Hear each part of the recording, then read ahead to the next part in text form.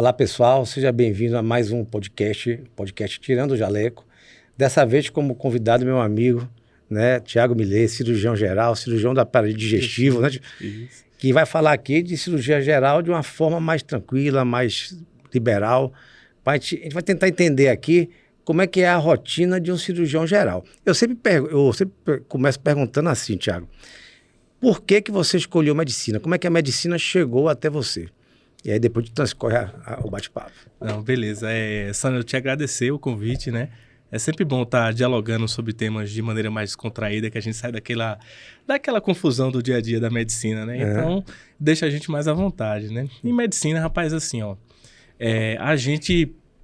eu acho que tem um chefe meu que dizia que você não escolhe a medicina, né? Que a medicina que te escolhe. Perfeito. E eu sempre vejo, assim, quem tem contato com a medicina sempre passou por alguma situação quando era mais novo, ou vivenciou alguma pessoa doente da família e tal. No meu caso, eu ali com 11 anos, eu cortei meu braço. E eu tive uma lesão do nervo ulnar e do tendão ulnar. E eu fiquei com um déficit na mão direita. E precisou fazer uma microcirurgia. Eu fiz 1 ano de fisioterapia, então eu tive muito contato com a área de saúde ainda jovem, né? E aí, naquela história de que vestibular, vai fazer vestibular pra quê, né? Naquela época não tinha negócio de Enem, não, tá certo? É vestibular. Vestibular, tinha que ralar. Tá lá, aí eu fiquei ali na dúvida, sabia que era área de saúde, e aí a medicina me escolheu. Aí é isso, a gente fez vestibular pra medicina. Eu tive uma situação parecida, você sabe, né? Uhum. A minha foi... Você imagina, você como cirurgião geral, escolheu talvez porque você tenha tomado corte, teve essa... Isso. Eu fui pra UTI, literalmente, com 16 anos, né? Talvez quando estivesse começando terapia intensiva na Bahia, foi em 86. Eu sofri um acidente, uma colisão de carro, né? E fui parar numa unidade de terapia intensiva do Hospital Getúlio Vargas. Que coisa. Fiquei entubado no Bismarck 7. Oh. Hoje eu sei que é o Bismarck 7, né? Naquela época eu não saía, não, né? Uhum. Então, esse foi o meu primeiro contato com a medicina intensiva. Então, você vê, né? Ou seja, então eu vejo assim que a maioria das pessoas que estão aí na área de saúde tiveram algum contato. E aí, o que é que eu vejo? Assim, quem teve algum contato prévio, quem tem essa percepção sobre ser cuidado ou cuidar do outro, ele tem um olhar para a medicina que é um olhar sempre mais altruísta, né? Sempre. Você não vai fazer a medicina para obter ganhos econômicos. Ganho econômico é uma consequência, né? Não pode ser a finalidade, não é isso? Isso. É consequência de você se dedicar, de você fazer o trabalho bem feito, né? Assim, eu na minha formação profissional, quando eu servi a Marinha, depois acabei vindo para cá e dediquei boa parte do meu tempo, toda a minha vida, na verdade, é a emergência, né? Uhum. E houve um momento aqui que foi exatamente quando começou os programas de saúde da família, que financeiramente valia mais a pena você trabalhar no saúde da família do que plantão e emergência, que pagava muito mal, né? Uhum. E teve boa parte de meus colegas que migraram para o saúde da família e falaram, rapaz, você vai ficar ganhando essa mixaria aí na emergência. Eu falei, não, eu gosto de emergência. Uhum. Aí você, de tanto você dedicar tanto a uma coisa, estudar aquilo, também não pode ficar sem estudar, né? Isso. Estudar, você acabar se identificando e ficando... se tornando, vamos dizer assim, referência na área, né? É que é uma coisa da medicina, assim, ó, a gente estuda muito. Então, quem faz medicina, assim, tecnicamente estudou muito a vida toda, leu bastante, entra na faculdade, sempre a demanda de estudo é muito grande. Então, isso que você cultiva, aí você cultiva pro resto da vida. Resto da vida. Então, e é um erro achar que você vai... É um erro achar que quando você passa no vestibular, você vai diminuir o estudo, você vai aumentar o estudo, porque está fazendo a faculdade de medicina. Uhum. E eu achar que quando você termina a faculdade, você vai diminuir também seus estudos. Você tem que continuar estudando. Porque senão você vai ficar obsoleto, não vai ficar referência na área, não é assim? E isso você continua, você descobre outros temas, a sua maturidade vai avançando para outras coisas. A medicina está sempre avançando, né? Isso. Isso aí. Mas aí você chegou, passou na... Você é de Recife? De Recife. Eu estudei o segundo grau. Primeiro e segundo grau eu estudei em Aracaju. Que a gente se mudou. Eu nasci em Recife, meu pai é geólogo. Então, tinha uma empresa do estado lá, iniciando perfuração de poços artesianos. Então, a família foi toda para lá. Minha mãe é veterinária também. Mas aí, quando foi para lá, para o estado, com 3 filhos pequenos, mãe ficou como dona de casa mesmo, né? Então, ficou cuidando da gente. Né? E a gente diz que é uma veterinária que cuidou dos 3 animaizinhos dela, entendeu? Boa. Aí fiz primeiro grau, segundo grau em Aracaju, e meu pai sempre estimulando a gente voltar para Recife, para fazer faculdade em Recife. Então fiz vestibular e fiz na Universidade de Pernambuco, que é a estadual. Aí passei lá, foram 6 anos lá em Recife de volta. E aí é interessante que aí, como é que escolhe a cirurgia, né? Eu não entrei. Eu vou te falar, o primeiro ano da faculdade de medicina, Sim. eu não sabia para onde eu ia. Era um negócio meio assim, porque normal, né? aquele negócio você não tem contato com nenhum paciente. Antigamente você tinha esse ciclo básico e ciclo profissional, né? Uhum. Aí eu tive bioquímica, biofísica, histologia, antropologia, filosofia, umas matérias assim que não aproximava a gente, né? Uhum. E aí aí eu tinha um projeto lá na faculdade que chamava Projeto Clarear. Pegava os estudantes que estavam um pouco em dúvida com o que estava acontecendo ali naquele meio e trazia para atividades lúdicas. E aí, nessa história, eu conheci o povo do diretório acadêmico e aí a gente ficou... Aí eu comecei a entender o curso. A gente começou a estudar dentro do diretório acadêmico, certo. A gente estudava educação médica e aí eu entendia o porquê que eu estava estudando aquela matéria, porque era daquele jeito, entendeu? Aí foi que deu um gás, assim. Mas quando é que você decidiu, de fato, por cirurgia? Você entrou no centro cirúrgico, acompanhou? Rapaz, primeira vez no segundo ano da faculdade, eu fui acompanhar um plantão no Hospital da Restauração, que foi o hospital que eu fiz residência. Era um primo, o marido de minha prima. O da Restauração equivale o que? HGVC aqui, hospital de base? É o hospital, tipo assim, a maior emergência de trauma do estado de Pernambuco. É o Hospital Geral de Conquista de lá. Isso. Com as devidas proporções. Com as devidas proporções. Aí eu fui num sábado ver o plantão que era o residente de cirurgia, era o marido de minha prima. Então, vai lá, vamos ver. Aí eu vi aquele plantão, aquela confusão, sabe, assim, coisas que eu nunca tinha visto assim na vida. Eu fiquei meio assustado, mas eu fiz, rapaz, isso aqui é bom. Eu já dei aquela estimulada, né? Já foi... Você já gosta um pouquinho de adrenalina, não eu gosto, adoro adrenalina. Então... Como eu também gosto de adrenalina. Aí eu olhei, eu fiz, por aqui. Então, mas vamos acompanhar, vamos vivenciar a faculdade, ver todas as especialidades. E eu te falo, eu só escolhi cirurgia no último rodízio do internato. Foi mesmo? Foi. Que foi o meu último. Então, eu fiz assim, eu comecei o internato de saúde da família e falei assim, eu vou ser médico de família. Aí acabou o estágio, eu fiz assim, não dá não. Aí eu fui vivenciando cada um naquela visão de que a gente tinha que formar um médico generalista bem formado. Então, eu estudava bastante tudo que estava naquele rodízio. E eu não me preocupei com prova de residência, porque naquela época que começou a surgir os cursinhos. Sim. Então, assim, eu não tinha grana para pagar cursinho de residência. Então, eu peguei uma apostila xerocada e fiquei lendo por ali, mas eu foquei em cada estágio. Quando acabava o estágio, eu fazia uma avaliação. Será que é isso que eu quero para minha vida e tal? Então, o de cirurgia me pegou de um jeito que foi lá no Hospital da Restauração. Né? Eu tinha um chefe, assim, doutor Antônio Lopes. Doutor Antônio, um pai para todo mundo que passou lá, assim, sabe? E ele mostrava todos os lados da medicina. Ele fazia uma recepção com os estudantes, perguntando a cada um o que ele queria ali naquele estágio, qual que era o objetivo.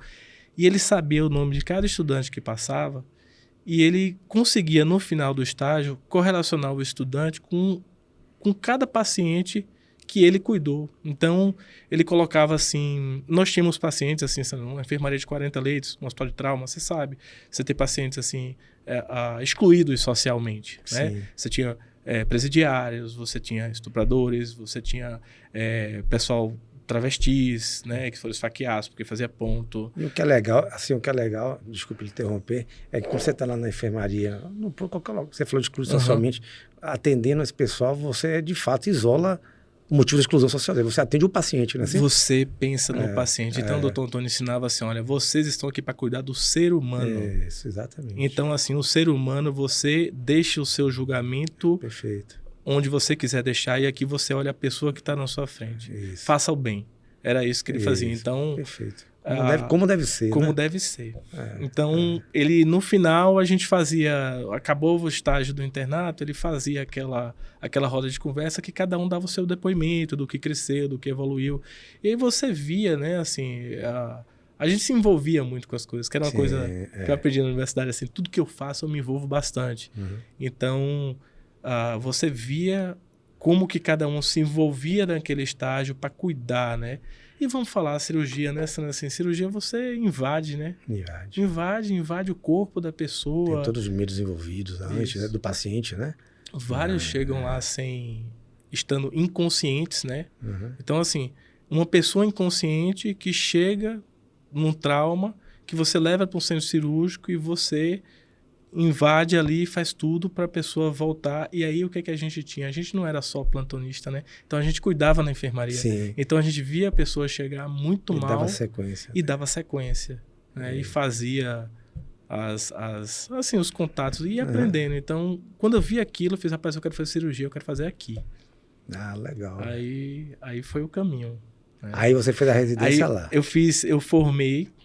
Eu fui trabalhar em Uberlândia, eu tinha uma namorada em Minas, aí eu morava em Uberlândia, eu formei em Recife, longe, passei um ano em Uberlândia. Foi? Por causa dessa questão da gente ser do movimento estudantil. Sim. Então, eu fui de diretório central dos estudantes, eu fui para... Acabava tendo muita... Aí a gente viajava, Entendi. né? E aí conhecia as pessoas e aí eu resolvi... Aí você passou um ano em Uberlândia? Em Uberlândia. Aí trabalhando com atendimento que naquela época... não tinha as UPAs, né? Não tinha esse termo UPA. Lá em Uberlândia já tinha as UAIs. UAIs? Era Unidade de Atendimento Integrado, que é um nome bem mineiro mesmo, né? E que já fazia esse papel que é praticamente o que a UPA faz hoje. Então eu trabalhei na UAI e trabalhei num município próximo. E aí estudei para residência. E aí depois eu volto para Recife. Aí quando a gente vai fazer as provas de residência... Eu só passei em Recife. Foi? Você chegou a fazer lá em Minas? Eu fiz em Minas, eu fiz no Rio. Eu não queria fazer em São Paulo. Aí eu fiz em Minas, fiz no Rio, fiz em Recife. Aí passei de volta em Recife e passei para esse lugar que eu fiz o internato. Então você tinha que ficar lá mesmo? Eu tinha que ficar lá mesmo, né? Isso. Tá, aí você fez a residência do R1... R1 e o R2 em Recife. Sim. Aí aquela rotina, né? Que é uma rotina bem pesada, né? Assim, aí o pessoal da R1 de cirurgia, Sandro, foi todo sábado noite eu estava de plantão. Sábado noite e domingo dia. Sábado noite na emergência e domingo dia na enfermaria. E assim, a rotina era tão pesada que eram assim, pelo menos 4 a 5 laparotomias no sábado noite. Então a gente não dormia.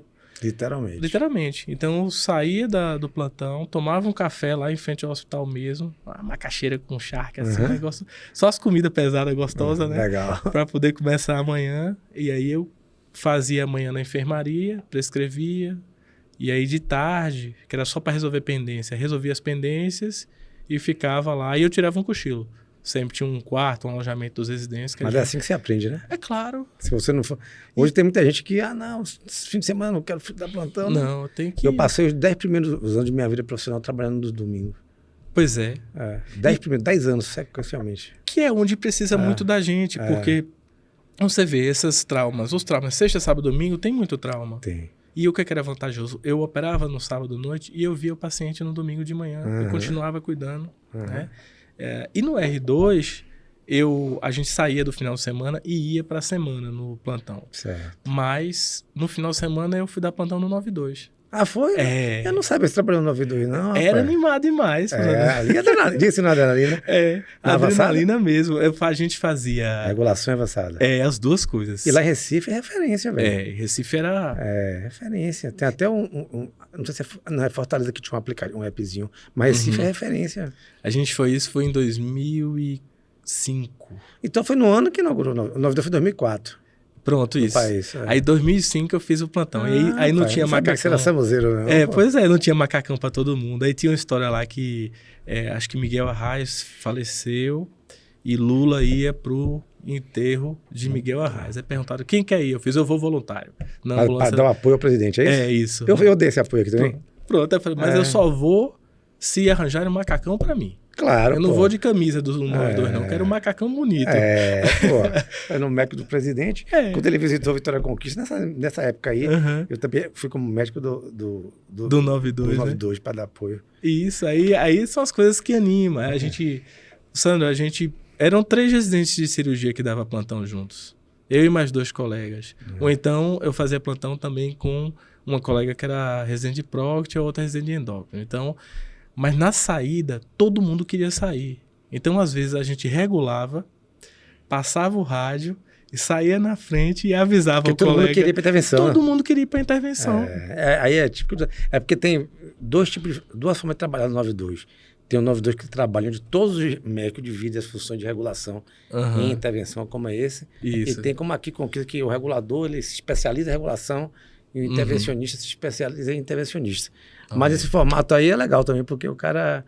Era engraçado porque a gente, quando via o risco, assim, não, esse é um politrauma grave, então a gente vai que a gente quer ir. O colega que ia sair para intervenção, eu só avisava ele pelo rádio quando eu estava no meio do caminho. Eu já tô aqui, viu? Você regulava para você mesmo, né? Eu regulava para mim mesmo. Ok, tô indo. O carro tinha uma Paraty 2.0, que era o apoio rápido, ia na frente. Que massa, velho. Aí a Paraty ia na frente, ó. Aí é massa, né, velho? O 92 tem uma adrenalina. A equipe 92, quando... formada por bons profissionais, é diferenciada. Eu vou dizer a você, a gente trabalhava muito, mas a gente... É aquilo, quando você faz um negócio, quando gosta, aí não tem tempo ruim. Não. Tem tempo ruim. Rapaz, o pessoal 92 é assim, ó, tá ali, eles querem atender a ocorrência, eles tinham um termo até de... que quando os bombeiros trabalhavam com a gente, que era baba de tigre. Ocorrência é baba de tigre, quer dizer que a ocorrência é grave. Grave, pesado. Você é treinado para isso, entendeu? Então você quer atender aquilo. Aí ele não gosta de... em ocorrência que não é muito, que não é tão grave assim, né? Poderia, se for mais grave, eles gostam de mais grave, desencarcerar. Desencarcerar. Eu acho que ali no 92 é o que você tem mais perto de você salvar a vida, né?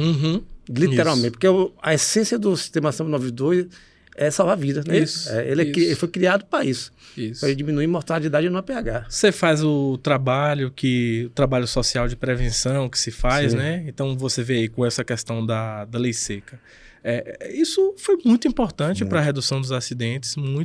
Você vê que quando tem final de semana, quando começou, que tinha final de semana de lei seca, hospitais... Rapaz, eu abordei esse tema essa semana, por coincidência. Primeiro ano da lei seca, a redução da mortalidade, se eu não me engano, nas rodovias federais, foi em torno de 30% a 40%. Que aquele negócio lembra de proibir venda de bebida alcoólica em posto, não podia vender... como é que fala? Aumento da fiscalização. Se você aumenta a fiscalização, diminui a incidência de acidente. E aí eu vejo isso. Então, eu sei que o 192 trabalha muito ali, assim, faz essas palestras de prevenção também, né? Faz muita atividade, mas precisou, vai estar ali. Vai ter o recurso todo, né? Para poder... ele atua no primeiro pico de mortalidade do trauma. Isso. No segundo, primeiro o cara morre na hora. É isso aí. Isso. Legal. E aí você escolheu, depois de cirurgia geral, cirurgia do aparelho digestivo. Do aparelho digestivo. E aí, foi também lá? Porque é o seguinte, aí aparelho digestivo, aí eu quis ir para São Paulo. Né? Lá tem uma escola muito boa de aparelho digestivo, excelente, assim, que é o Hospital das Clínicas da Federal de Pernambuco. Tem uma residência histórica de aparelho digestivo, mas eu queria, assim, vivenciar uma outra realidade. Então... Fui para São Paulo com o intuito, aparelho digestivo, normalmente naquela época não tinha, por exemplo, assim, tinha poucas residências de cirurgia oncológica no país. E ninguém falava, o que eu via em Recife? Eu via o cirurgião do aparelho digestivo operando cirurgia oncológica. Então, eu fui para São Paulo para fazer aparelho digestivo, muito incentivado por um preceptor meu, Otacílio Albuquerque, para fazer cirurgia de obesidade e também para essa parte de oncologia, né? E aí eu fui para Santa Marcelina, que é um hospital lá na Zona Leste de São Paulo. Assim, é um hospital imenso, maravilhoso, assim. Com rotinas, um hospital filantrópico, tem as rotinas direitinhas, sabe? Assim, um centro cirúrgico, na época, tinha 16 salas de cirurgia, leitos de UTI, bastante. Então, quando a gente chegou lá, o que a gente viu? A parte da cirurgia bariátrica, ela estava sendo feita toda... por via aberta, que a gente chama, né? Não é por vídeo, como é hoje, assim. Então, eram pacientes muito obesos e fazendo aberta, a gente viu muita complicação. E aquilo me assustou um pouco naquela época. E eu tinha no serviço cirurgiões oncológicos na gastro, trabalhando, fazendo assim, as cirurgias muito legais. E a parte de cirurgia de fígado, pâncreas e via biliar, também tinha uma equipe muito coesa, muito boa. Então, a gente via todo mundo lutar pelos resultados. Então, eu me aproximei mais do grupo da oncologia e da hepatobilia pancreática. Então, quando acabou os 2 anos do aparelho digestivo, eu fui para um processo seletivo do Einstein, porque naquela época eu queria fazer transplante de fígado. Ah, que massa. Aí eu fiquei 1 ano no Einstein no transplante. Pô, que ótimo. E aí foram mais de 150 transplantes de fígado no ano que eu fiquei. A gente fazia muita captação, ia para captação, entrava no transplante. E eu vi esse modelo de atenção, né? Então você pega, eu passei por hospitais na formação que são de várias digamos assim, vários modelos de cuidado, né? Então eu peguei um hospital top, assim, para meio que coroar a formação, assim, tipo, ó, o que é um hospital de primeira linha do país? Então eu vivenciei 1 ano daquilo, assim, né? Aí depois eu vi que transplante, a minha vida ia ser muito difícil, ia ser muito pesado. Porque você podia ser acionado a qualquer hora. Qualquer hora, assim. É isso. Assim, ó, teve uma semana que eu trabalhei 5 noites, assim, dormia, né? Eu dormia 1 hora, 2, o telefone tocava, tinha que sair de novo, 5 noites seguidas. Aí, não, assim, aí você pensa, a medicina é massa, adoro isso aqui, é o que eu te falei, a parte da adrenalina, da ação. Você quer família também, né? Tem que equilibrar, né? Com família, qualidade de vida, não é isso? Tem que ter um equilíbrio mínimo. Eu engordei bastante, eu não estava fazendo exercício físico, eu estava comendo tudo errado, né? Eu tava massa, tava vivenciando um lugar massa, tal, mas eu fiz, não, peraí, alto lá. Não pode ser um preço tão alto, né? Não pode. Isso é de fato. Acho que esse ciclo que você passou aí, você passou, muito de nós que atua com emergência vivencia, né? Porque você acaba dependendo muito de plantão, sobre aviso, né? Hoje em dia, com o telefone muito acessível e o WhatsApp... É porque antigamente, assim, tinha que ligar, né? Hoje em dia, a pessoa manda um WhatsApp e ela acha que você viu. Exatamente, E aí é um problema, assim, porque se for urgência, tem que ligar. Tem que ligar, exatamente. Se for urgência, ligue, né? Isso. A história é essa. Aí você fez lá a residência de aparelho digestivo. Fiz 1 ano lá no ASH. Patologia clínica e transplante hepático, que era... E aí, em algum momento, você veio parar aqui com o Conquista. Porque é o seguinte, eu em São Paulo decidi assim, ó, eu não vou ficar aqui em São Paulo, eu preciso voltar para casa. Eu preciso voltar para o Nordeste. Então, a gente foi convidado em Recife para voltar, e aí era uma equipe de transplante que ia começar... E aí, assim, eu vi tudo muito incipiente ainda. E aí, eu tinha uns amigos em Salvador, colega de turma... Porque naquela época, o que aconteceu? Foi na época que tinha passado o primeiro ano da gestão de Wagner no governo do estado. Certo. Então ele agregou pessoas que na verdade ninguém achava que ia ganhar aquela campanha lá, né? Então isso eu sei depois, né? Não estava aqui na Bahia, então ele agregou pessoas, tal. Então eu tive um colega de turma que foi convidado, ele foi diretor de atenção básica do estado, e ele fez, Thiago, vem cá, tem um bocado de lugar para você trabalhar aqui na Bahia, passa aqui um final de semana com a gente. Certo. Aí ele deu o golpe. O que é que ele fez? Ele me levou para tomar cerveja em Itapuã na sexta-noite. Foi mesmo? Foi. Aí sábado de manhã a gente foi para Itapuã, de novo para praia. Sábado de tarde a gente foi ver, acho que é o pôr do sol mais lindo que eu já vi na vida, que é do Museu de Arte Moderna, lá na Bahia de Todos os Santos. Né? Então, fomos escutar a Jam, que é o Jazz no Man, né? Que massa, velho. E aí, quando eu achei que eu ia para casa, ainda tava de sandália, de areia no pé. Ele falou, não, a gente vai no ensaio do Ilê ainda, para completar. Rapaz, então fechou com chave de ouro. Fechou o ensaio do Ilê. Aí eu cheguei em casa 3 horas da manhã, assim, saí de casa tipo 9 da manhã. Eu fiz, rapaz... E você estava em São Paulo, né? Eu estava em São Paulo. Olha que diferença. Já pensou? Eu fiz... Em São Paulo eu tinha 3 amigos, um em cada lugar da cidade, né? Saía para os locais, às vezes sem conhecer ninguém, né? Só porque não ia ficar em casa parado. Rapaz, aí no domingo me levaram no Roberto Santos, para conhecer o Roberto Santos. Domingo, assim, umas 10h30 da manhã. Emergência cheia, aquela confusão. Aí um colega era o diretor da emergência, Esteban. Aí Esteban fez assim, ó, se você vier pra cá, você vai trabalhar aqui comigo. E aí lá no Roberto Santos, quando eu cheguei e vi aquela emergência, aí a gente já sabia que é um hospital que tinha vários programas de residência médica, eu tinha CPRE no hospital, eu tinha ressonância, eu tinha tomografia. Então, assim, tudo de cirurgia hepatobilio-pancreática eu poderia fazer lá no Roberto Santos. E tinha um componente de ajudar na gestão, que eu sempre gostei de gestão, que é essa questão da gente lutar pelo SUS. Que quando a gente fala assim, que a gente vem de um movimento que é um movimento em defesa da vida. Então, na nossa representação ali ideológica, digamos assim, o movimento em defesa da vida, eu vou lutar para que o SUS, porque ele é igualitário, ele é universal, ele não vai distinguir as pessoas, então vamos lutar para construir o SUS, e aí a gente precisa de gente nessa trincheira, que era a trincheira de um hospital público, né?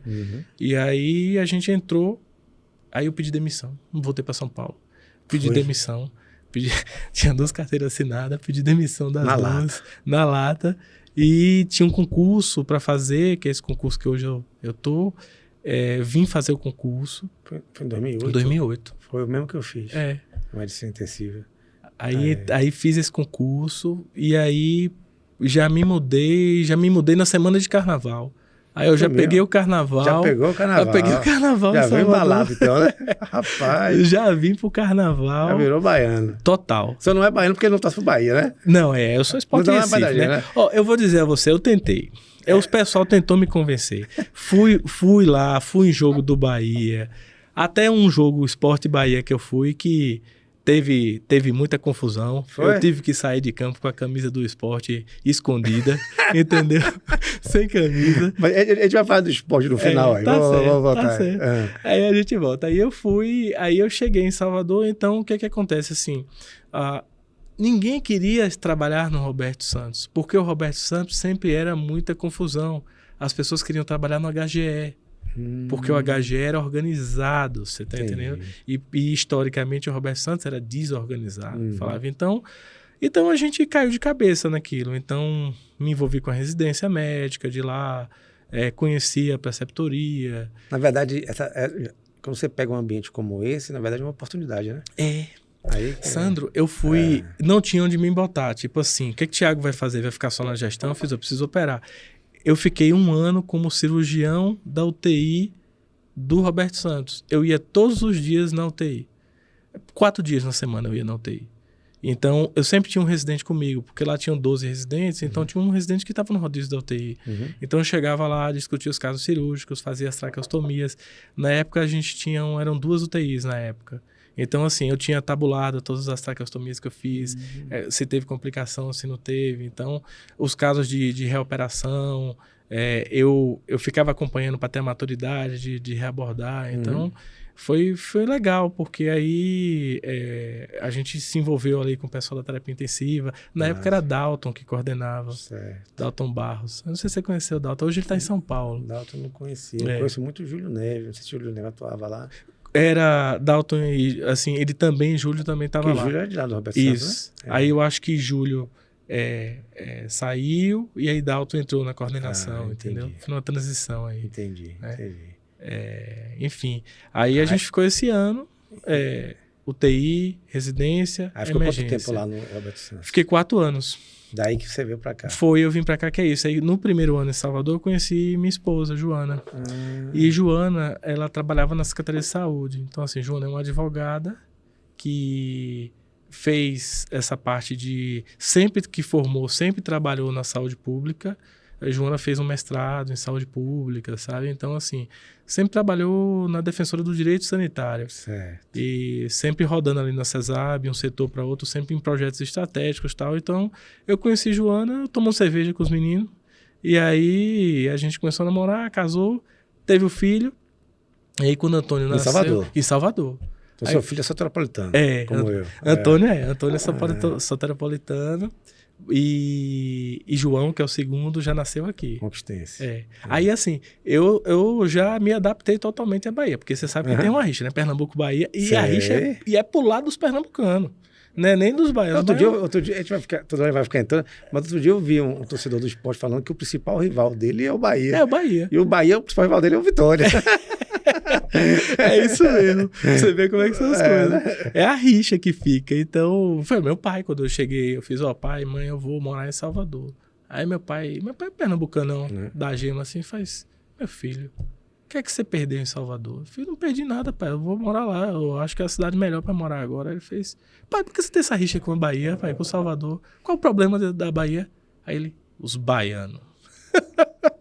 Os baianos, Meu pai, você vai mudar essa história aí, você vai mudar. Aí, coisa interessante também. A gente, primeira vez que foram lá, eu peguei, aí a gente vinha pela avenida paralela ali, eu fiz, mãe, aqui é a avenida assim, vai pra ali e tal.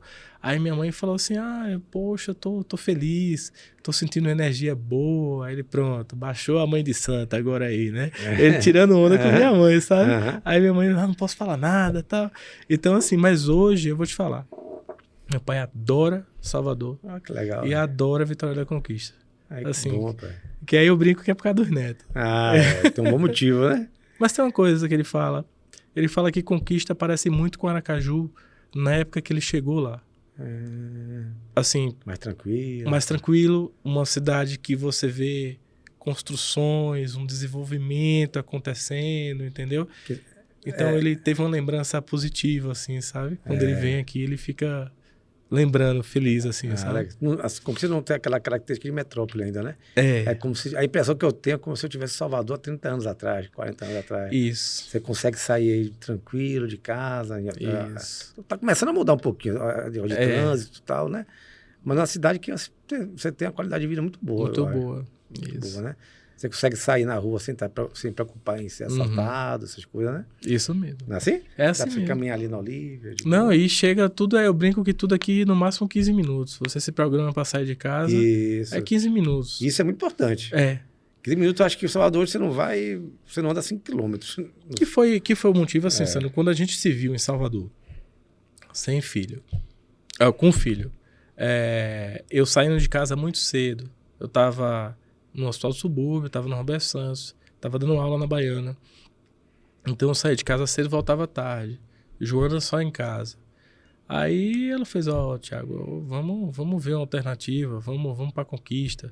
Aí surgiu essa ideia de vir pra cá. Aí Sandro, eu sempre fiz decisões muito emocionais, assim, sabe? Nessa trajetória de vida. Assim, eu parei de tomar algumas decisões emocionais, assim, com a presença dos meninos. Quando nasceu os dois, eu falei assim, não, agora antes de tomar algumas decisões, eu preciso respirar um pouquinho. Mas assim, bora pra Conquista, morar lá? Bora. A lata, igual foi de São Paulo para igual foi, bora, não tem problema. Você não conhece ninguém lá? Não conheço ninguém, mas assim, eu vou lá nos hospitais, me apresento, coloco o currículo, eu já vou ter o base, já descobri que tem uma residência aprovada lá, já me coloco na residência, me coloco disponível. Aí encaixou, porque foi um ano que eu tinha pouco trabalho e uma residência para abrir, uma residência médica. Foi no mesmo momento de oportunidade, né? E aí a coisa acontece, você abraça, né? Então a gente veio, aí começou a ajudar o Luciano nesse processo da residência, compor com as pessoas, preocupação de vínculo, quem pode, quem não pode. Então a gente foi conversando um por um e montou um corpo mínimo ali para que a coisa andasse. E hoje está aí, 10 anos de programa de residência, né? E assim, a gente vê que pelo menos quem a gente forma tá bem inserido, quem quis fazer... A gente vê lá no HGVC que a residência de cirurgia geral é muito boa. Isso. Forma bons profissionais. Você mesmo falou que já tiveram alguns R3 aí que passaram bem colocados. Passa bem colocado lá fora, entendeu? Alguns retornam, né? A cirurgia pediátrica, a cirurgia oncológica agora. Legal isso, né? Aí você vê o fruto... do seu trabalho naquela perspectiva de que a defesa da vida perpassa por um sistema igualitário, mas perpassa também por você manter o ciclo de educação na saúde, né? Então, no nosso caso, na residência lá. Então, se a gente educa bem aquele adulto que está ali com a gente e você passa alguns valores, né? Além dessa questão didática e tal.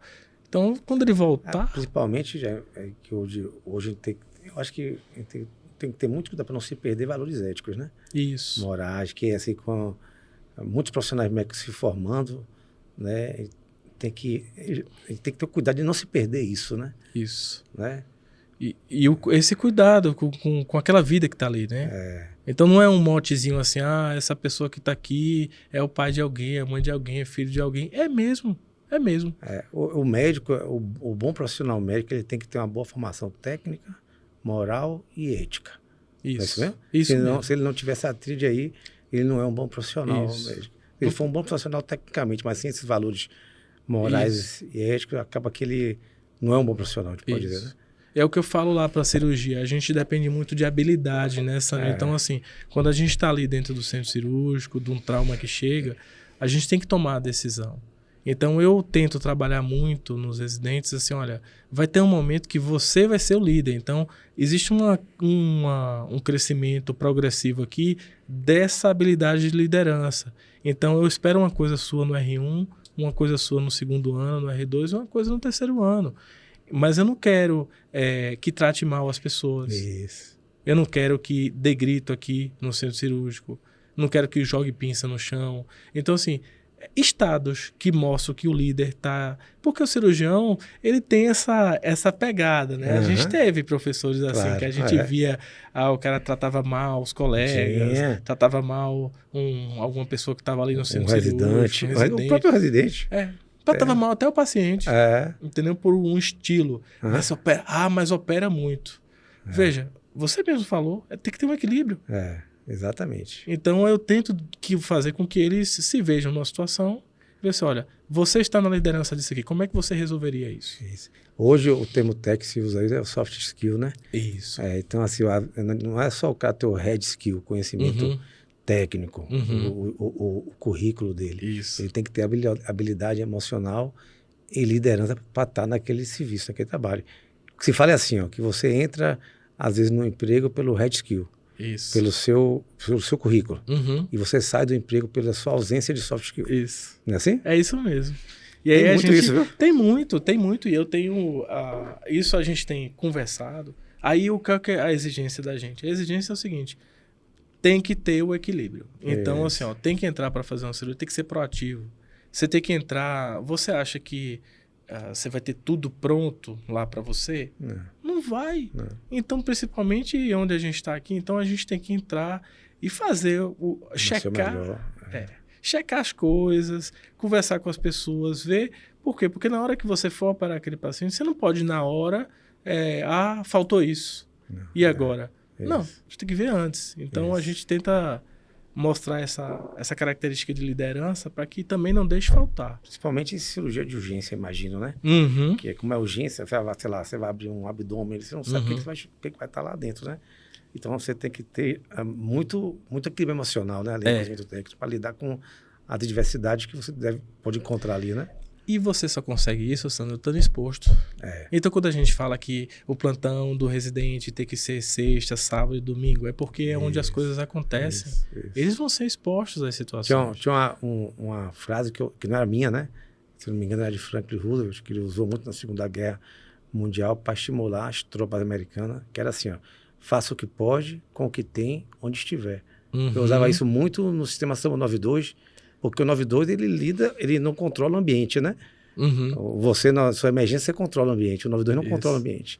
Então, você vai para casa dos outros, vai para a rodovia, vai para um bairro perigoso. Né? E você, no seu ambiente, você controla, beleza, né? Mas ali na rua, meu amigo... Então, você estando aqui no 92, você treina muito essa parte emocional, né? E isso é competência. Fazer com que você tiver. Aí eu vou... Às vezes, assim, eu chegava lá na restauração, paciente que veio de 400 quilômetros de ambulância, em vez de ter um dreno de tórax, levou uma perfuração de arma branca ou de arma de fogo no tórax, em vez de estar com um dreno, ele estava com uma sonda nasogástrica no tórax, num selinho d'água, fechado, sistema fechado. Aí, às vezes, eu falava assim, como é que pode botar uma sonda? Aquilo ali foi o que fez a pessoa viver. O médico que estava lá, perfeito, botou a sondinha, fez a pessoa viver para viajar 400 km de ambulância. Quando chegou lá, a gente internou, passou o dreno, que é o dreno. Não tem aquela história, me corrigi, aquela história do cara que colou lá uma câmara cardíaca com o super bonde? Com o super bonde. Não foi? E salvou a vida do cara? Isso, e salvou a vida. Hoje você usa o mesmo princípio, que é o cianacrilata, a cola lá, entendeu? E 1 ml da cola é R$1.000. Aí, tá vendo? A cola pra usar na pessoa, 1 ml é R$1.000. O Super Bond é R$10 ali Aí, tá vendo aí? no supermercado. Tem outra frase, não sei se você já usou, que cabe bem nessa questão de você trabalhar fim de semana, onde você está mais exposto a algo assim, né? Em emergência, né? Que era assim que eu usava também no 92, que é os grandes navegadores devem sua reputação às tempestades. Porque se você fica ali no mar de Almirante tranquilo, você não vai ter experiência, né? Assim? Você não vai ser exposto. Então, assim, hoje eu não tô no plantão, sabe, Sandro? Eu pedi para sair do plantão pelo seguinte, eu comecei a demorar muito a me recuperar de um plantão noturno. Foi mais ou menos por motivo que eu saí do plantão. Mas assim, a gente tem um tempo do plantão, né? Aí você passa a contribuir agora para transmitir a sua experiência. Acho que é mais ou menos isso, né? Isso, aí eu brinco que o melhor cirurgião é o cirurgião do dia seguinte, né? Porque eu tô lá, a gente passa ali o round, né? Perfeito. Você tá numa sala, tranquilo, a pessoa passa o caso para mim, aí eu falo assim, por que não fez isso? Por que não fez aquilo? Eu faria isso. Eu faria assim, entendeu? Mas aí eu preparo também o ambiente, porque senão pode o quê? As pessoas acharem que a gente está criticando o colega. Não, existem várias maneiras de resolver a mesma situação. Exatamente. Então, a gente fala, tá aqui para a gente dar outras opções, para vocês ampliarem o leque. Eu procuro sempre assim, tentar entender, quando eu estou no round, né?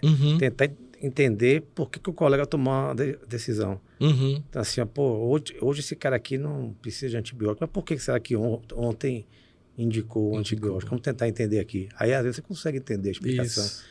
Né? Porque ainda mais medicina intensiva, você lida com diversos galhos, diversos fatores, né?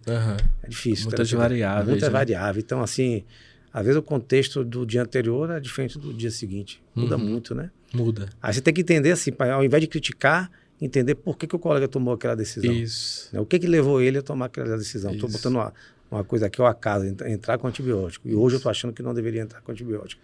Quando a gente está num ambiente que não é um ambiente de ensino, você conversa um pouquinho ali e beleza. Quando é um ambiente de ensino, aí a gente acaba...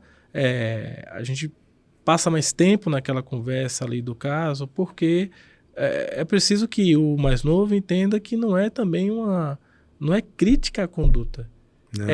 A gente está ali estudando as opções. Isso. Que aí eles vão aprendendo essas opções, porque são assim, abre a mente, né? E às vezes eles trazem coisa que ensina a gente também. Muito. Né? Então, isso é essa troca, né? A pessoa que está educando entender que ele também está aprendendo. Deixa eu lhe perguntar uma coisa agora aqui, que acho que quem está ouvindo aqui pode querer saber. Como é que é a rotina de um cirurgião geral num plantão de emergência? Ele vai ali, fica no conforto dele, aguardando, tem expectativa. Ih, rapaz, pode chegar uma bomba. Por exemplo, quando eu dava plantão na unidade avançada, eu ficava imaginando os piores cenários. Isso. E era a maneira de me preparar, entendeu? Né? Eu já fui para ocorrência que tinha 60, 70 vítimas. Né? Aí eu ficava imaginando como é que eu ia lidar com aquilo, ficava sempre me preparando. Naquela época não tinha whitebook, eu ficava revisando meu livro de EPH-TLS, como é que eu lido com isso, como é que eu lido com aquilo, como é que é o do cirurgião geral. Rapaz, assim, o que acontece? A rotina, sempre tem paciente internado, né? Então a rotina é visitar enquanto você tem que tomar pé do plantão. Então, sistematicamente, o plantonista que está saindo, ele vai passar para a gente quem está pior. E quem está pior, a gente vai ver primeiro. Para indicar a cirurgia ou não. Então, normalmente, o plantão, nos locais de trauma maior, eram 5 plantonistas cirurgiões, né? Aqui na cidade eram 2, já são 3. A gente está na luta aí para, no hospital de trauma, ter pelo menos 4, porque o que acontece? Como a gente opera em dupla, mesmo tendo residente, o cirurgião tem que operar com outro. Então, se operar com 2, ficam lá fora. Se chegar um outro trauma lá fora que precisar entrar para operar, entendeu? E a demanda é que regula isso. É a demanda que regula. Né? À medida que vai tendo mais demanda, vai se justificando. Vai se justificando. Então, eu fiz muito plantão quando eu cheguei aqui sozinho como cirurgião, então entrava eu e o residente, porque não tinha outro colega para preencher a escala. Então, enfim, e aí a gente tem que ter maturidade de suportar isso também. Então, a primeira coisa é ver quem está lá e quem precisa ser abordado, sabe? E aí, quando você organiza a casa, que prescreve e tal, então você fica esperando o tal do que ocorrer. Aí é interessante, porque o clínico sempre está na porta trabalhando, né? Ele está na porta tocando ficha, trabalhando, e o cirurgião está ali quieto, no conforto. Aí a pessoa fala assim, o cirurgião está ali sem fazer nada. Cirurgião... Mas é por isso, porque na hora que a confusão vem, E ele tem que estar descansado. É o mesmo princípio do intervencionista. Você sabe que o intervencionista o 92 tem uma média na unidade avançada de 4 a 5 ocorrências em 24 horas. Então, uma ocorrência o quê? A cada 5, 6 horas. É pouco, né? Em tese. Mas o princípio é exatamente esse. Quando você sai para uma ocorrência, você pode demorar 3 a 4 horas em uma ocorrência. Então você tem que estar descansado. Então exige muito da pessoa. Então, são situações assim, quando você está num plantão desse lá, que era que eu te contei. Eu já fiz aqui 4 laparotomias no domingo à noite, aqui no base. E eu e um residente de plantão. Passou a noite aí. Passei a noite operando. Quando deu 6 da manhã, ele veio discutir outro caso. Eu já não conseguia discutir. Foi um outro trauma que chegou de cansaço, entendeu? Aí a gente vai lá, lava o rosto. Né? Quem tá chegando agora, né? Quem tá chegando. Aí eu sempre digo a eles isso. Se você não for treinado na adversidade, entendeu? Você, quando pegar uma adversidade, alguém vai morrer na sua mão. Porque você, cansado, você não... Então, quando tem aí a gente de noite, aí bebe café, toma Coca-Cola, e lava o rosto, e fica conversando às vezes, né? Porque quando você dorme, que você acorda de supetão, às vezes você acorda desnorteado. Isso. Então, cada um vai traçando a sua estratégia, e, claro, pedindo sempre para que o plantão seja tranquilo, né? Sempre. Sempre para que o plantão seja tranquilo. Quando a cola deu 6 da manhã. A cola deu 6 da manhã, rapaz, tomara que não chegue nada agora de 6 e 7, né? E o pior que tinha plantão trocado, trabalho dobrado, né? Quando trocava plantão, a gente ficava com medo. Tem essa máxima, né? Tem essa máxima, plantão trocado, plantão dobrado. Então, a atenção, existe uma atenção. Um plantão de cirurgia é como um plantão de intervencionista, assim. Existe uma atenção de que qualquer hora uma coisa mais séria pode... Você sabe que o intervencionista tem uma coisa que é bem peculiar, né? Porque assim, se fosse... O plantão se troca às 7 horas, né? Um exemplo. Se for 6h58, é o momento de maior tensão. Os últimos 6h55. Por que acontece? Se tiver uma ocorrência grave aí... Vai ter que sair. Vai ter que sair. Você não pode falar assim, eu vou esperar meu colega. Não tem isso. Avançada, parada, 6h59... Você tem que ir. 7 horas. Não, o cara tá chegando, você tem que entrar na ambulância. Na cirurgia, se a gente estiver em curso na cirurgia, e aí tem colega que ainda rende o outro no meio da cirurgia, sabe? Eu ia cirurgia de urgência e tal. Assim, eu nunca quis ser rendido, não. Eu acho que uma coisa que eu começo eu acabo. E aí até assim... você tem responsabilidade no início daquela cirurgia, as coisas de código de ética médica, né, que você responde. Então, assim, eu gostava, mesmo que fosse na transição, eu gostava de concluir a cirurgia. Sempre gostei, na verdade. Então, porque aí eu fico com ela na minha cabeça do início ao fim. Então, não pode... que são as coisas polêmicas, por exemplo, deixou uma compressa. Poxa, isso... Está descrito na literatura, isso pode acontecer. Tem que fazer... Tem percentual disso? Tem, é baixo, certo? Mas assim, eu não estou recordando agora de percentual. Acontece. Só que com o passar do tempo, o que aconteceu? Você tem as estratégias. Inventário. Então, aí tem uma coisa maravilhosa. A checklist de cirurgia segura foi uma coisa que assim, validaram esse checklist em todos os continentes. Tem um trabalho bonito do New England, assim, tem um professor que coordenou, chama Atul Gawande, que é um cara de Harvard e tal, é um cirurgião também, então ele coordenou que itens são importantes. E ele tem um livro, chama Checklist Manifesto. Ele tem um livro de onde é que veio a ideia, então dos pilotos de avião que fazem aquele checklist antes do avião decolar. Então, as coisas que estão no checklist... antes do paciente, na hora que o paciente entra na sala, antes de fazer a incisão e ao final da cirurgia. São 3 pontos que a gente checa. Eles evitam diminuir a mortalidade em até 30%. Mas é uma rotina no ambiente de cirurgia geral ou alguns casos? Não, é o seguinte, depende da instituição. Entendi. Você vê o papel preenchido. Entendi. O papel está preenchido. Entendi. Mas fazer de maneira ativa... sistemática. Nem todo mundo faz de maneira sistemática. Aí de cada um. De cada um. Tem uma coisa que uma estatística que diz também que é mais seguro, para quem tem medo de andar de avião, né?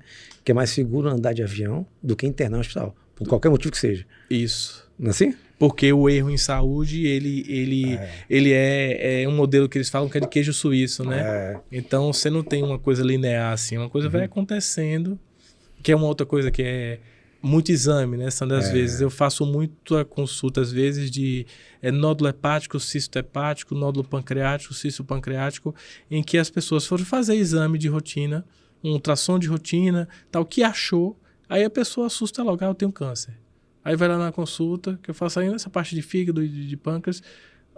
Aí a gente vê as características. Então, até passar na consulta, ou até fazer um segundo exame complementar, para ter certeza que não é, a pessoa está morrendo por dentro. Então, é mais exame, talvez leve a mais preocupação e, às vezes, a mais estresse e intervenção. Entendi. Então, eu não sei se esse nódulo pancreático é benigno ou maligno. Aí você faz um exame de punção. Aí essa punção pegou uma artéria do lado, fez um hematoma, já virou uma cirurgia. Entendi. E no final era benigno. É a mesma coisa que a gente usa muitas vezes no UTI, que é o less is more, o menos é mais, né? Né? Menos é mais. A gente vê muito UTI. Quando você... não, pô, vamos investir menos aqui, aí o paciente melhora. Isso. É assim mesmo. Também na cirurgia... Também acontece isso, porque você tem que deixar a coisa acontecer. A gente tende a ser muito controlador. Acho que o intensivista e cirurgião, a gente tem um perfil sempre mais de rotina, de controle, né? Mas o imponderável tá aí o tempo todo. Então a gente tem que ter esse jogo de cintura. Outra curiosidade que as pessoas também devem querer ouvir. Como é que é a rotina dentro do centro cirúrgico do cirurgião? A rotina, os diálogos com os profissionais, é tranquilo com o anestesista, não é?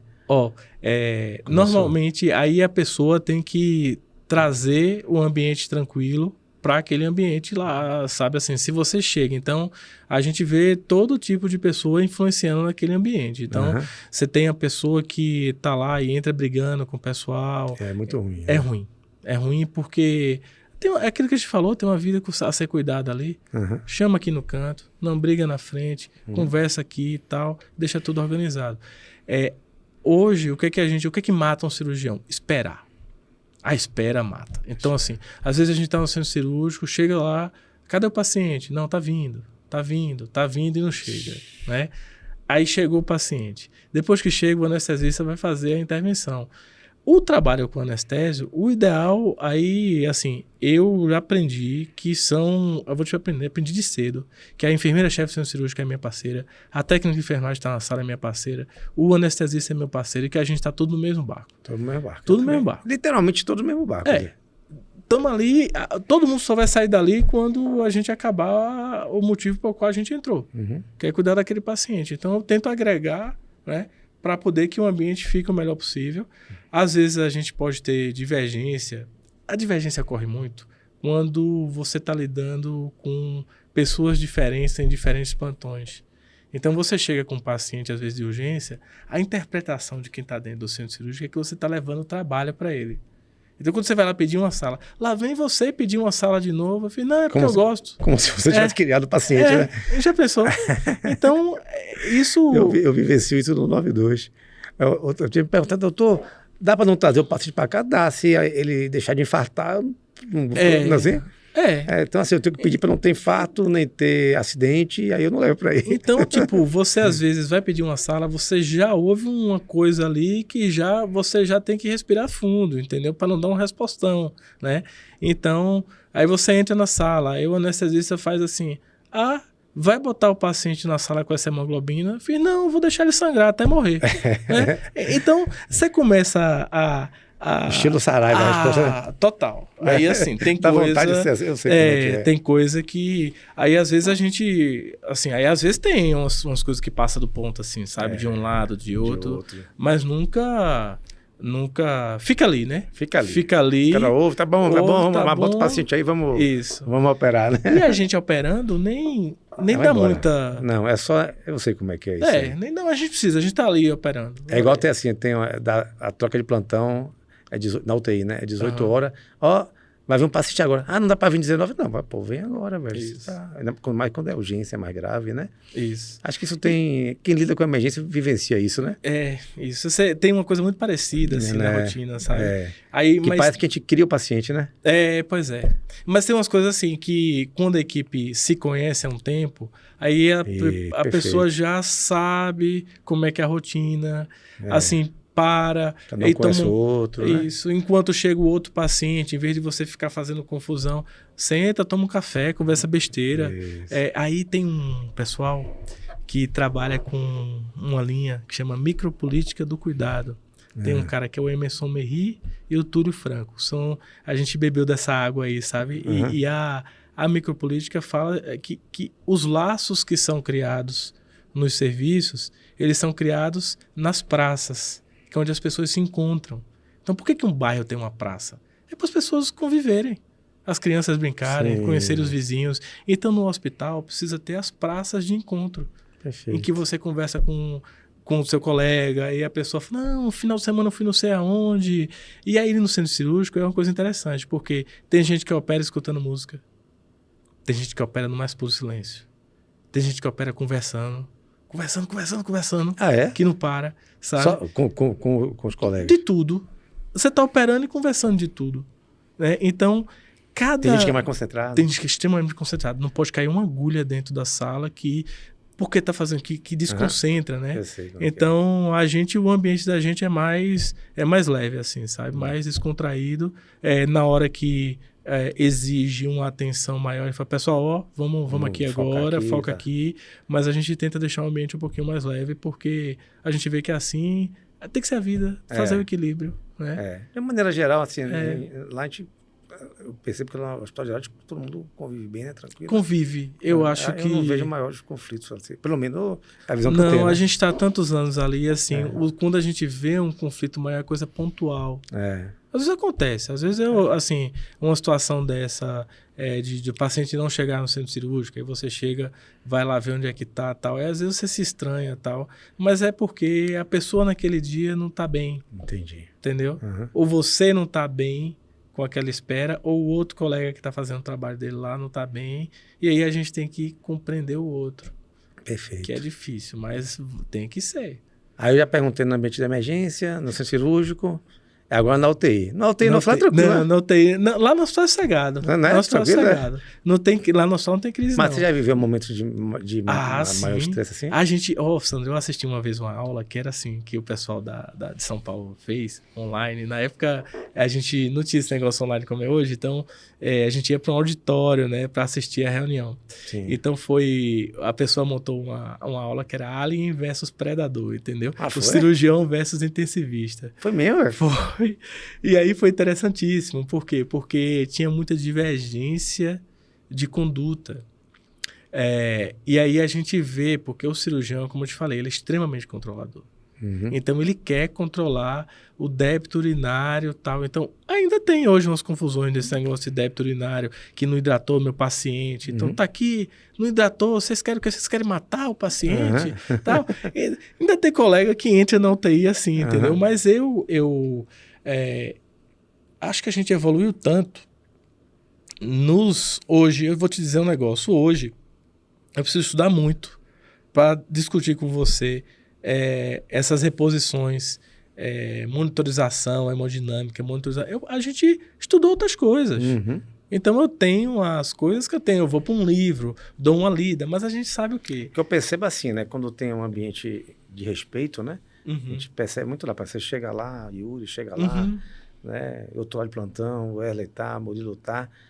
Eu respeito você como cirurgião, eu sei quem você é, você respeita a mim como intensivista, e nós dois nos norteamos por condutas técnicas. Isso. Que está na literatura. Então não tem muito assim o que falar. Então assim, e aí, Thiago, você acha que deve abordar? Não, eu queria que você hidratasse ele mais para desmamasse mais essa nora para amanhã eu abordar, né? O lactato dele está alto, talvez amanhã. E acaba que se complementa. Às vezes aquele negócio da tomografia, às vezes o cirurgião, eu quero uma tomografia, às vezes não conseguiu fazer porque o doente está grave, não dá para fazer. Aí o do outro dia já tomou a decisão. Já vai lá e já faz a intervenção. Então é uma outra coisa que eu vi que é assim, Sandra, a gente precisa de maturidade para a decisão difícil. Isso. E aí a decisão é conjunta. Perfeito. Então, para assim, o maior não é embate, rapaz, o maior dificuldade, às vezes, de haver um entendimento é a hora de abordar o paciente. Né? Porque, às vezes, há um argumento assim, o cara tá com foco cirúrgico abdominal, um exemplo, Isso. E aí, ele está deteriorando por conta disso, né? Síndrome metabólica, hipotermia, coagulopatia, trio mortal, né? Isso. E aí, se você pedir para, não, melhore ele, para eu abordar, você não vai conseguir melhorar, entendeu? Isso. Porque ele 24 horas vai estar pior, porque se você não houver, a literatura diz que se não houver resolução se o foco for cirúrgico, né? Se não for, a mortalidade é 80. Então, esse às vezes é e o que eu digo para o cirurgião, que às vezes, eu digo assim, a sua obrigação é mostrar para o intensivista que não é do abdômen. Digamos assim. Perfeito, entendeu? Perfeito. Então, a obrigação da gente que passa lá é dar elementos técnicos. Às vezes o cara entra com uma patologia abdominal e o foco é outro, né? É outro, entendeu? Perfeito. Assim, então, como é que você mostra que não é do abdômen? Ou você precisa abrir, ou você precisa tomografar, ou você precisa trazer elementos, porque, queira ou não queira, uma expertise de muito pós-operatório, a gente está ali naquela expertise, né? Então... você chegou lá, o Thiago Mineiro, cirurgião. Foco, não é cirúrgico, não é cirúrgico. Aí o intensivista passa a ter a obrigação de procurar outro foco. E tomar as condutas dele. Isso. Mas, de uma maneira geral, é muito tranquilo. Não, eu acho que assim, aqui na cidade, eu nunca vivenciei assim, uma situação... eu não recordo, sabe, Sandro? Também não. Posso ter passado uma situação aqui, uma ali, mas eu não recordo, assim, de uma... E eu arrisco dizer, assim, partindo da UTI, para toda especialidade, a relação é muito profissional. É muito tranquila. É bom para quem está ouvindo aí, tá vendo? É bom mesmo, é bom porque né? É positivo. Se sintam seguro, né? Isso. Seria ruim falar, não, rapaz, eu não concordo muito com o que tal especialidade fala, eu estou sempre em embate com ele, mas não, há muita... É porque hoje também tudo é muito técnico, né, bicho? Isso. Tudo é muito técnico, tudo é muito protocolo, né? Então você não tem muito espaço para ter divergência. Isso. Assim. E se você quiser sair um pouco do protocolo, o que é que eu digo? Você consegue trazer literatura. Isso. Você consegue. Isso. Agora, eu ia para a parte final aqui. Não, eu tenho outra coisa para perguntar. Estava buscando minha pesca aqui, gente. Houve uma polêmica essa semana aí, uma discussão sobre mudança na Comissão Nacional de Residência Médica. Que eu só li o texto, o título, mas não aprofundei. Né? Não li, né? Eu queria fazer duas perguntas, antes dessa, na verdade, né? Desculpe. Eu queria lhe perguntar qual a importância da residência médica para a cirurgia, como foi aqui em Conquista, e o que é que está se discutindo hoje na Comissão Nacional de Residência Médica. Então, assim, cirurgia. Então, a residência, eu sou um fã da residência porque eu incorporei aquela história que é a melhor modalidade de formação de médicos especialistas no país, sabe? Eu realmente acredito que é a melhor modalidade pela intensidade que a residência dá àquele médico que procurou, né? Então, você tem ali um concurso público, o cara mete o pau para passar no concurso, né? Então, estudou para entrar, ou seja, ele lutou para entrar. Depois que ele entra, aí ele sai. Dificilmente você tem um residente que ele pode deixar por conta dele, mas por incompetência, por avaliação negativa, é difícil você ele não chegar ao fim, porque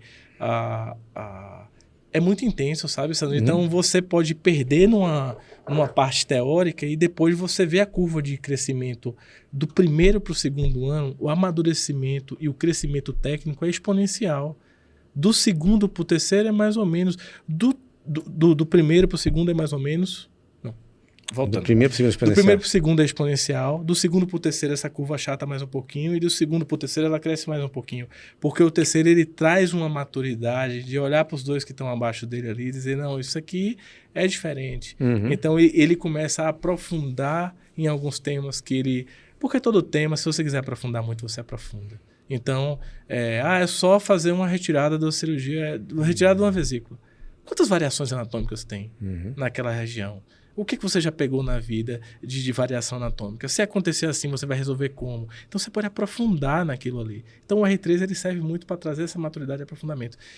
Nessas especialidades que cirurgia geral vai a partir do... A gente está com a primeira turma que é exigido o R3. Então a gente está com o primeiro grupo de R3 no hospital. De cirurgia geral. Cirurgia geral. Legal, velho. Até agora a gente só formou todo mundo 2 anos. Pô, que legal. Aí tá legal por quê? Que aí a gente traz os conceitos de vídeo, bota eles para fazer mais coisas de vídeo, a gente conseguiu um laboratório de simulação da laparoscopia. Então tem coisas ali para ver o crescimento. Então eu vejo a residência médica no país assim, é uma instituição, digamos assim, é uma... A gente meio que traz ela de outros países, né? Um modelo americano, tudo. E aí, recentemente, a residência se pautou na sua questão pedagógica com a questão da matriz de competências. Então, cada especialidade construiu uma matriz de competências a serem adquiridas pelo residente e aprovou isso no pleno da Comissão Nacional de Residência Médica, em conjunto com as sociedades de especialidade. Que aqui no Brasil a gente tem uma questão, assim, você pode ser especialista de 2 maneiras, né? Ou certificado pelo MEC, pela residência, ou certificado pela sociedade de especialidade. Isso. E aí, Sandro, assim, aí é onde eu entro nessa questão da polêmica do decreto. Do decreto. O decreto, ele sai e pega todo mundo de surpresa. O olhar do governo é o seguinte, está lá nos princípios do SUS que o SUS é o ordenador da formação de recursos humanos para o país. E a saúde complementar também é SUS, né? Então assim, se ele é o ordenador da formação de recursos humanos, se o Estado é o ordenador, então ele pode trabalhar o quantitativo de número de vagas. Quem é o maior financiador de bolsa de residência médica é o próprio Estado brasileiro. Então, ele faz um decreto em que o Estado ele tem um maior poder nas votações em que forem, digamos assim, divergentes. Né? E aí você fala, poxa, mas os representantes das categorias médicas também não estão querendo, digamos assim, o melhor para a população? Estão, mas eles partem de pontos de vista diferentes. O Estado, é como se, vamos dizer assim, ver se eu estou errado. O Estado entende, por exemplo, que determinado local, determinada região precisa de mais especialistas de determinada área. E aí ele abre mais vaga de residência, porque ele tem uma visão macro.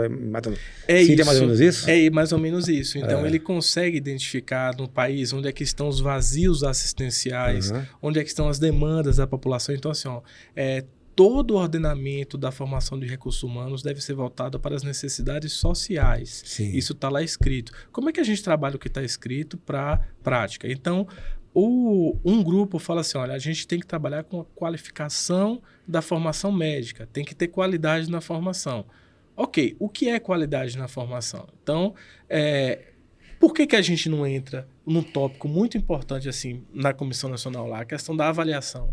Por que não junta as sociedades de especialidades com a Comissão Nacional de Residência Médica? Coloca a estrutura avaliativa. Aí a pessoa vai dizer assim, vamos abrir residência num local, pronto, vai abrir residência aqui em Vitória da Conquista. Sandro, sabe o que eu ouvi? Eu ouvi o seguinte, que quando a gente abrisse a residência, a gente ia formar assassinos.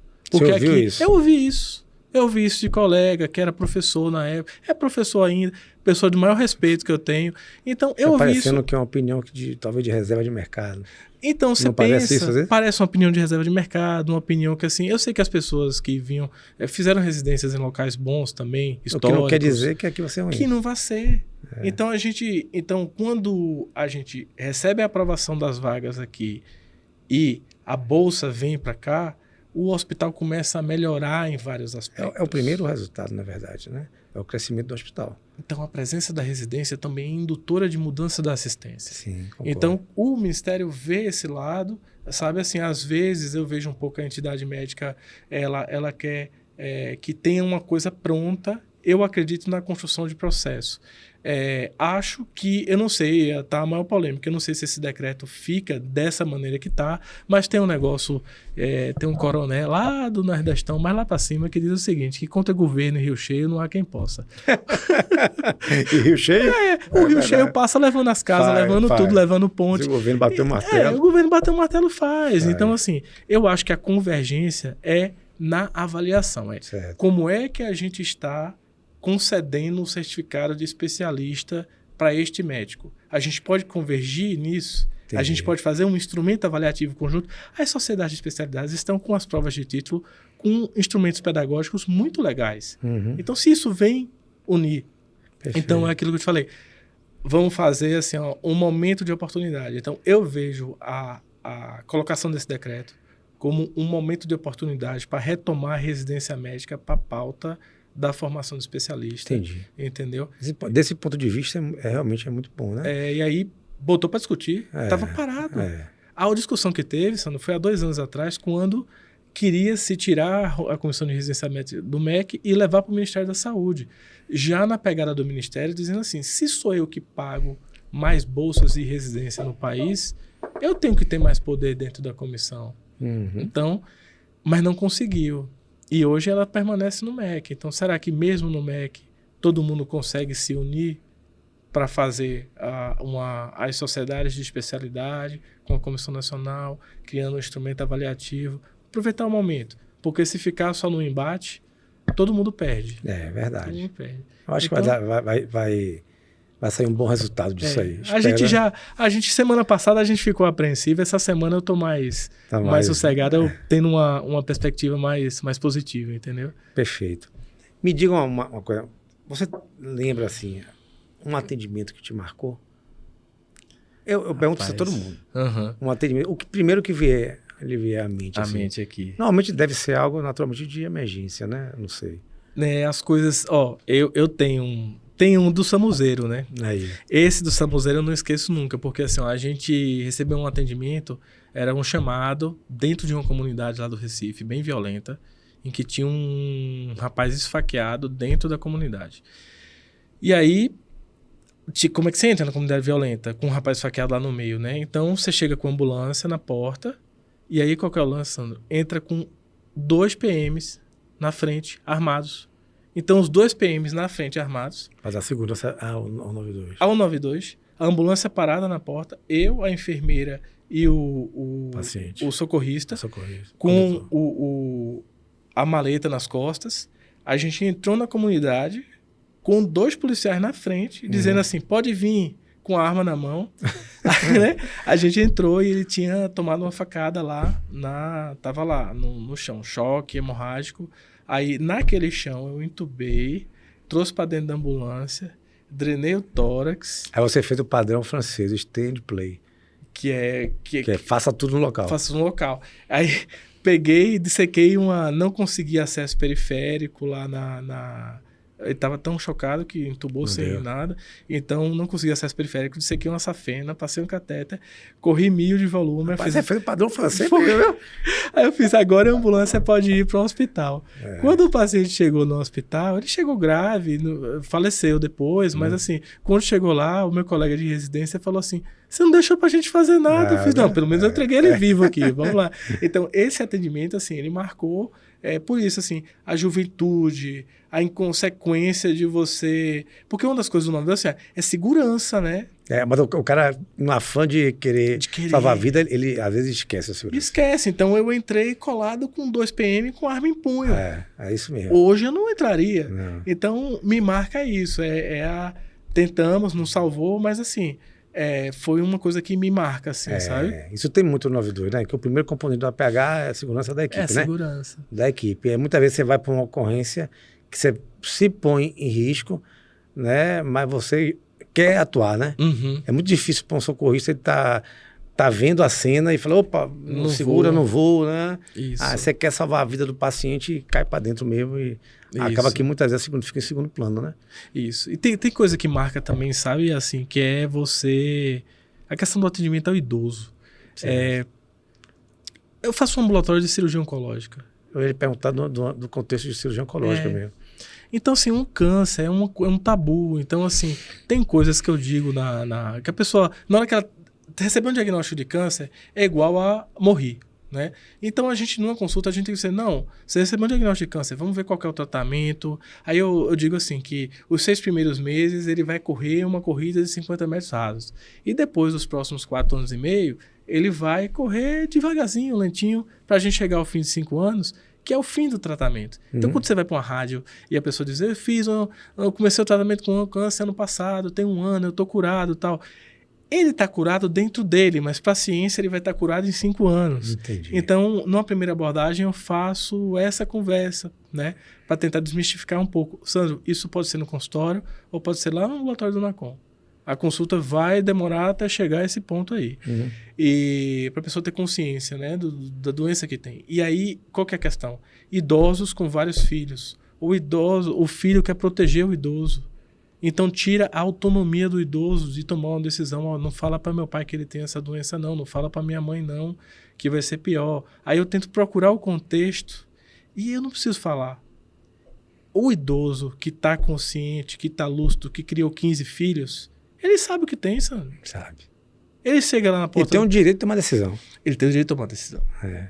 Então, às vezes, eu faço conversa só com os filhos para dizer assim, olha, vocês têm o direito... Ele tem o direito de tomar decisão, ele criou vocês estão tirando a autonomia dele. Então, eu só opero se ele souber o que tem.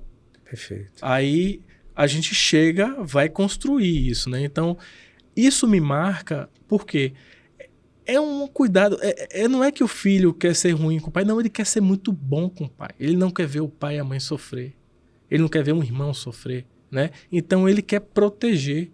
Mas a gente sabe que para a gente melhorar de uma doença, de uma situação ruim, a gente tem que entender aquela situação ruim, passar por todos aqueles processos, vai chorar, vai ficar com raiva, vai reclamar com Deus e depois volta.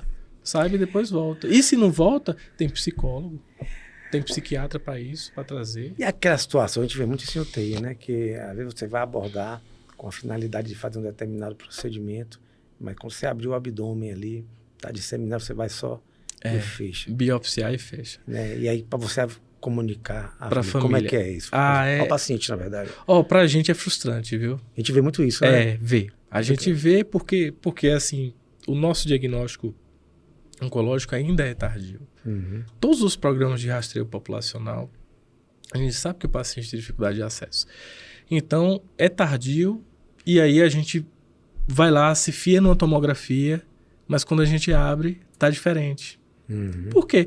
Aí eu explico isso pro paciente também. Porque cada exame, ele tem um percentual de acertar as coisas. Perfeito. Então, quando acontece isso, a gente volta pro paciente, pra família e fala, olha, a gente foi lá, a doença ela estava instalada em tal e tal órgão que a tomografia não viu, isso não é legal, mas é isso que está lá. Então, assim, você vai continuar um tratamento de quimioterapia e aí a gente vai continuar do seu lado. Então, a gente faz uma conversa, aquilo, comunicação de notícias difíceis, de más notícias, né? Tem que traçar a estratégia, então tem habilidade até para isso, né? Tem curso para isso. Tem curso para isso. Então, a gente tenta colocar isso de uma maneira... Teve um outro caso, Sandro, que assim, o paciente chegou para mim, a gente foi entrar para operar. Paciente com câncer de vesícula. E aí eu não consegui, não dava, a tomografia dizia uma coisa, a ressonância outra. Quando eu abri, estava tudo tomado, não dá para fazer nada. Então eu abri, coloquei um dreno só para poder, aquela icterícia, que é aquele amarelão, né, para o pessoal ver, para só de ficar amarelo, né? Então coloquei aquele dreno para aquele amarelão ir embora e falei assim, não sei se esse dreno a gente vai conseguir tirar do senhor, né? Aí ele falou assim, faz o seguinte, doutor, me dê alta, porque hoje é sexta e eu queria estar domingo lá na minha roça. Por que o senhor queria estar lá domingo na roça? Eu fiz, porque todo domingo de manhã eu pego uma rádio lá do Ceará em que passa as músicas de Roberto Carlos. E é a coisa que eu mais gosto na minha semana. Então, se eu me dá alta hoje, na sexta-feira, esse dreno fica aqui, não tem problema, mas eu vou ficar lá na minha roça e escutar Roberto Carlos todo domingo, 5 e pouco da manhã. Então... Como dizer não? Como que não? Então, ele foi. Então, é o trabalho dos desejos de fim de vida, né? Perfeito. Então, tem gente que é mais... que já tem uma coisa programada, né? Assim, então, você vai fazendo as decisões compartilhadas, tá? Então... História de paciente tem muita aí. A gente vai lembrando, né? Agora, saindo do âmbito da medicina, da cirurgia, eu sempre pergunto assim, qual é o seu hobby? Quando tu não tá operando, tá? Rapaz, Sandro, isso... Faz esporte? Então, isso tem mudado. Eu brinco que hoje, assim, eu gostava de jogar bola. Aí eu vi um bocado de gente se contundir ali no jogo de futebol. Eu parei de jogar. Que você faz jiu-jitsu, que machuca menos que futebol. Menos, né? Pois é. Não, aí eu parei ali do jogo de futebol. Aí eu entrei na bike. Aí o pessoal começou a andar. Não, o mínimo é 60 quilômetros. 60 quilômetros, velho. Não, relaxa. Não. Aí trouxe de volta. Então, hoje, Hoje eu tô com uma dificuldade de ter um hobby, uma coisa que eu... Posso lhe indicar um aí? Diga aí. Na verdade, quem me trouxe, quem me levou a ele foi minha esposa, né? Que foi o beach tênis. Ah, o beach. O beach tênis, né? Assim, assim, você não vai ter lesão. Não vai ter lesão, não né? vai ter lesão, muito dificilmente vai ter lesão, né? Você vai se divertir, né? Vai tirar seu estresse, né? E é um ambiente familiar. Eu mesmo, minhas filhas pequenas adoram ir para lá.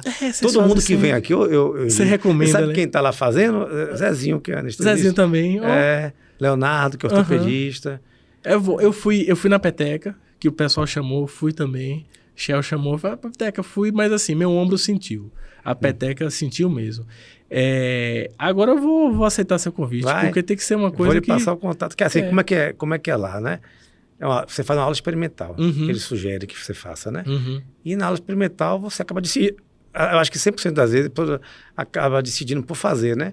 Aí você fica na aula fazendo com gente do seu nível, brincando. No final você acaba se divertindo muito, entendeu? E fica aquele ambiente de praia, pé na areia. É o ambiente mais tranquilo, que eu pensei no futevôlei, só que aí eu fiquei com medo do joelho. Tem um futevôlei que... O beach, eu acho que quem está começando exige menos. Só se você for querer disputar campeonato e tal, mas para brincar é muito bom, velho. Mas nos últimos meses eu tenho brincado de FIFA com os meninos. Também é bom. Aí eu gosto também, viu? Eu boto o menino para jogar, aí eu perco, óbvio, por mais velho eu perco, por mais novo a gente empata, mas daqui a pouco ele ganha de mim. Às vezes ele ganha de mim. Aí eu gosto do FIFA também. Mas para movimentar, eu gosto do para movimentar tem que... Acabando aqui, eu vou te passar o contato lá. Beleza, bom. Bem, agora eu sempre peço para finalizar, assim, pedindo para você falar uma mensagem, dizer uma mensagem, no seu caso, para os colegas médicos que estão se formando e os que naturalmente decidem por fazer cirurgia. O que é que você queria dizer para eles? O que é que a gente tem que passar de mensagem para vocês? Assim, é que a gente sempre acha que vai ser muito dura a formação. A formação é dura, mas é o que a gente escolheu. O paciente vem com problema, a gente escolheu resolver o problema das pessoas. Então, assim, o cirurgião tem uma vida mais dura que algumas outras especialidades, mas eu acho que você tem a oportunidade... Ser médico te dá uma oportunidade de conhecer as pessoas. E conhecer as pessoas, você conhece o mundo que você está. E você conhece na medicina ajudando, né? Então, na cirurgia, você ainda conhece por dentro, né? Então, assim, ele te dá a oportunidade de você estar dentro dele ali, né? Cuidando. Então, a mensagem que eu digo é assim, faça a sua escolha de maneira que você contemple essas coisas que eu falei e se você tiver que se arrepender, se arrependa e siga outro caminho, mas não insista numa coisa que você não gosta. Então, fazer medicina, fazer cirurgia, você tem que fazer porque você gosta, certo? E aí você, com o tempo, você vai refinando e escolhendo quais são os caminhos que você quer estar e você não quer estar. Acho que a mensagem é essa aí. Ótimo. Valeu, muito obrigado. Então, eu que agradeço, Sandra, aqui a oportunidade de estar aqui nesse papo. Né? Passei a volta aqui, viu? Botar você com o anestesista do lado aí. Vamos botar. E um intensivista. Os três. Aí vai ser pau. Aí vai ser alho versus predador, né? Alho versus predador e um no meio, ó, batendo. O anestesista da barraquinha. Eu vou bolar isso aí, viu? Bola que a gente vem. Pessoal, muito obrigado. Até o próximo podcast.